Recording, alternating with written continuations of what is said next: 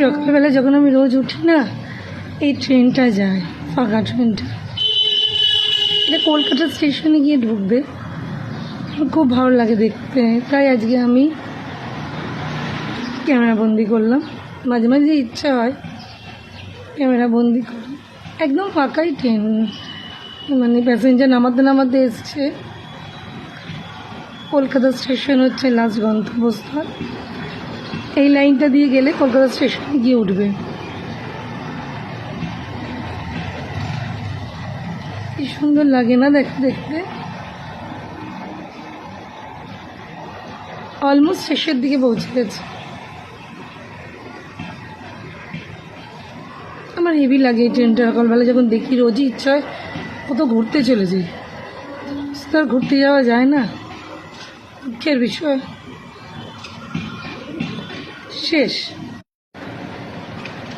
পুরো ফাঁকা।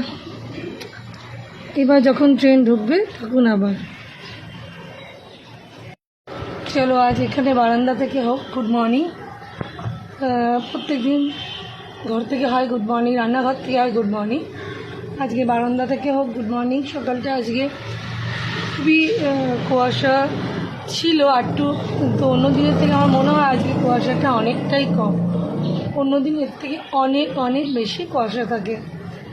যদি কুয়াশা না থাকে তাহলে একটু রোদ উঠবে, রোদ উঠলে মনটা ভালো লাগে। রোদ না উঠলে 10টা অবধি, 10:30, 11টা অবধি একটু বিরক্তই লাগে। তো আজকে বারান্দা থেকে গুড মর্নিং হোক। আজকে হচ্ছে বৃহস্পতিবার, লক্ষ্মীবার। প্রত্যেকে বাড়িতে লক্ষ্মী পুজো, মানে ঘরের লক্ষ্মী যেরকম পুজো হয় হবে। আরেকটা ট্রেন আসছে, চলো বন্ধুরা ট্রেনটা দেখি। শুভ সকাল, ভেরি গুড মর্নিং সবার। আজকের দিনটা খুব ভালো যাক, খুব ভালো যাক।